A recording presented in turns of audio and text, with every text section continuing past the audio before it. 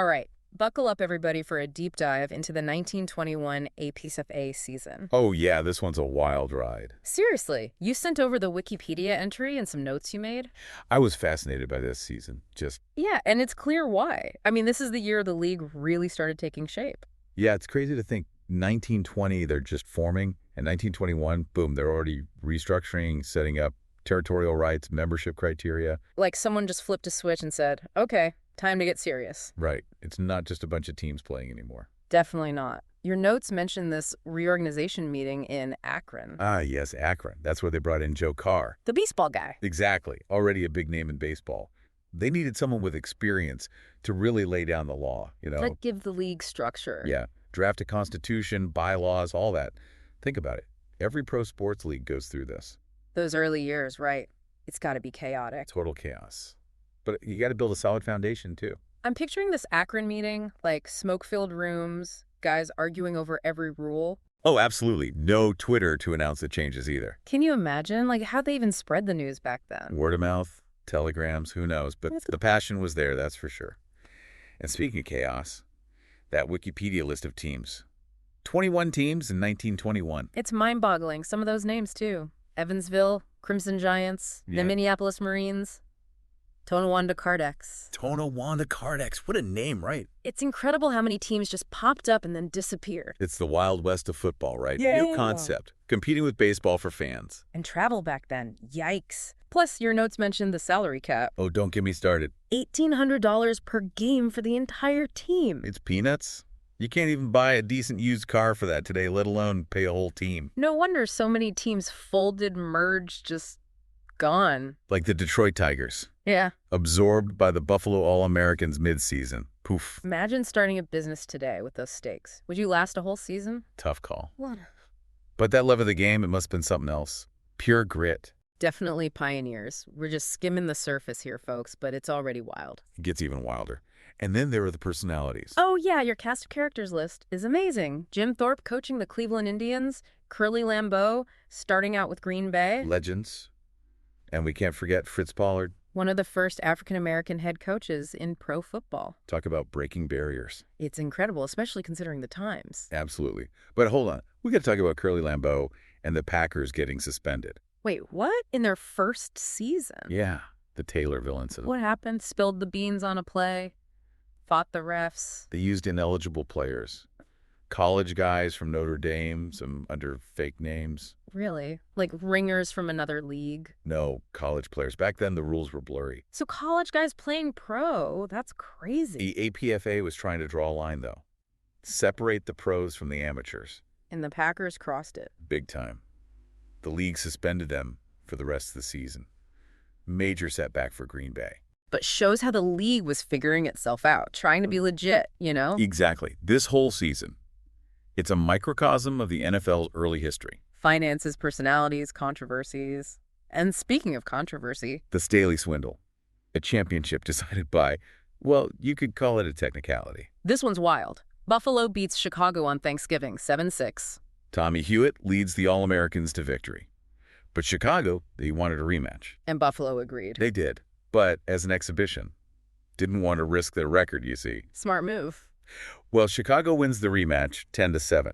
But here's the kicker. They counted the rematch in the standings. Yep. So both teams end up 9-1. But Buffalo had fewer losses overall, right? So they should be the champs. You'd think. But new tiebreaker rule. If two teams played multiple times, the last game mattered more. So because Chicago won the rematch? They were crowned champions. Buffalo fans were furious. Hence, the Staley Swindle. It's crazy how different the rules were back then. Talk about a game changer, literally. But hey, that's 1921 for you. Unpredictable, right? It sure is, and we've just scratched the surface. Oh yeah, there's so much more to uncover. But that's a story for another time. We got to talk more about Fritz Pollard. This guy's story is incredible. It really is. I mean, African-American head coach in 1921, that's huge. Right. Breaking barriers left and right. A testament to his talent and his determination. Imagine the challenges he faced. I know, right? And people forget, Pollard wasn't just a coach, he was a star player too. Helped the Akron pros win the championship in 1920. Wow. So he knew the game inside and out. Yeah. Makes his coaching success even more impressive. Absolutely. And it just makes you think, how many other talented players and coaches were overlooked back then? It's a tough question to think about, but an important one. Pollard's story isn't just about overcoming adversity, it's about excellence, too. You got it. He was known for his offensive strategies, Okay. really innovative for the time. A true visionary. And not just for his football skills, but for what he represented, Challenging those racial prejudices head on. Yeah. And don't forget, he wasn't the only one. Ink Williams coached the Hammond Pros that same year. So 2 African-American head coaches in 1921. Wow, that's really significant. It is. They weren't just coaching, they were paving the way for future generations. And it makes you wonder how their presence might have shaped the league. Not just on the field, but off it, too. Right. It's a reminder that the history of the NFL, it's not just about the games, it's about the people. Their stories, their struggles, their triumphs. Speaking of stories, remember those other teams with the interesting names? The Crimson Giants, the Marines? Yeah. All those teams that popped up and then vanished? Oh, yeah, those guys. They might not have lasted long, but they were a big part of the league's growth, In what way? Well, think about it. The APFA was so decentralized back then. Teams were popping up in smaller towns, driven by local fans. It's almost like they were these little community hubs bringing people together. Exactly. Yeah. And while a lot of them folded, they helped spread the popularity of the game. Planted the seeds for what the NFL would become. And it's kind of sad how many of those stories are lost. The Tonawanda Cardex, one game, and they were gone. Poof, vanished. It makes you wonder, what were their stories? What were those games like? We may never know, but their contributions are still there, woven into the fabric of the NFL's history. It's like a hidden world, full of stories we'll never get to hear. Lost to time. But it's fascinating to imagine what those stories might tell us. It makes you realize that what we know about history is just a small piece of the puzzle. Right. And sometimes the missing pieces are the most intriguing. Definitely. But even with those gaps, we can still see how important the 1921 season was, a real turning point for the league. Absolutely. The APFA was starting to become more organized, more structured. Moving away from that informal, chaotic beginning. Right. And we can see that evolution in everything we've been talking about. The rule changes, the territorial rights, the emergence of these iconic figures like Thorpe and Pollard, and even those controversies like the Staley Swindle. It's like watching something take shape, Each step brings it closer to what it's going to become. And 1921 was a big step. It shows how even the smallest things can have a huge impact down the line. The butterfly effect in action. Exactly. What if Buffalo had refused that rematch? Would they be remembered as the champs today? Or what if Green Bay had folded after that suspension? Would we even know who Curly Lambeau is? Mind-blowing to think about. Right. A few small changes and the whole landscape of the NFL could be completely different. And it shows why it's important to understand the why of history, not just the what, to see how everything is connected. So let's bring this back to the listener for a second. Why should we care about the 1921 APFA season today? Because it reminds us where the NFL came from. Before the billion-dollar stadiums and the Super Bowl halftime shows. It's easy to forget that, right? To get caught up in the glitz and glamour of the modern game. But those early years, they were all about the love of the game, the grit, the determination. They laid the foundation for everything that came after. It's like a family heirloom, Maybe it's not flashy, but it has a story, a connection to the past. And that connection, it helps us understand the present. By looking back at those early struggles, those innovations, we can see the bigger picture. And maybe even get a glimpse of what the future holds. Right? Who knows? Maybe those long-gone teams, the Crimson Giants, the Cardex, maybe their stories hold some lessons for us. Food for thought, for sure. We've covered a lot of ground here, haven't we? We have. From financial struggles to legendary figures to championship controversies, it's been a wild ride. And we've just scratched the surface. There's so much more to explore. Always more. But that's the beauty of history, isn't it? There's always something new to discover. And those discoveries can change the way we see the world, even the way we see the game we love. Exactly. So keep digging, keep exploring, keep asking questions. There's a whole world of football history out there, just waiting to be uncovered. And who knows? Maybe you'll be the one to find the next hidden chapter, the next piece of the puzzle. And on that note, I think it's time to wrap up this part of our deep dive into the 1921 APFA season. It's been a pleasure taking this journey with you. The feeling's mutual. Until next time, keep those helmets shiny. It's wild to think about, right? We're talking about stuff that happened over a century ago.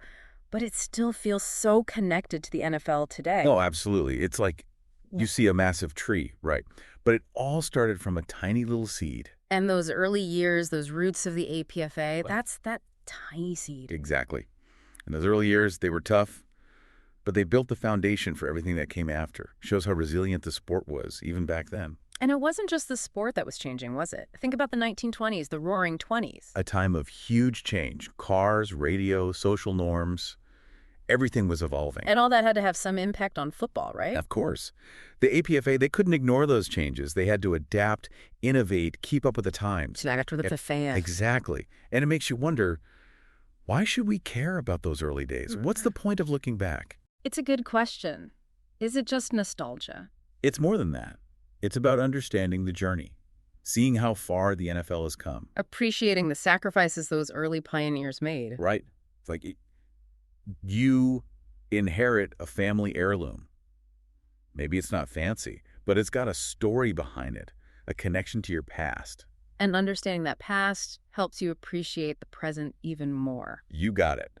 By looking at those early years, we can understand the NFL today. All the complexities, the challenges, the successes. Yeah. It all comes from somewhere. And maybe even give us some clues about the future. Who knows? Maybe those Crimson Giants, the Cardex, maybe their stories have something to teach us. Maybe there are lessons hidden in the past waiting for us to discover them. That's what makes history so fascinating. It's not just dates and names. It's about people.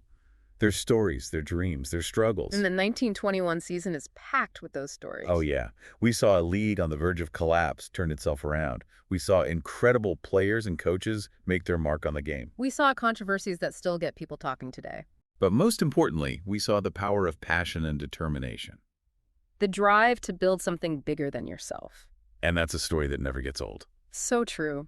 Well, I think we've reached the end of our deep dive into the 1921 APFA season. What a ride. It has been a real privilege to explore this chapter of NFL history with you. Likewise.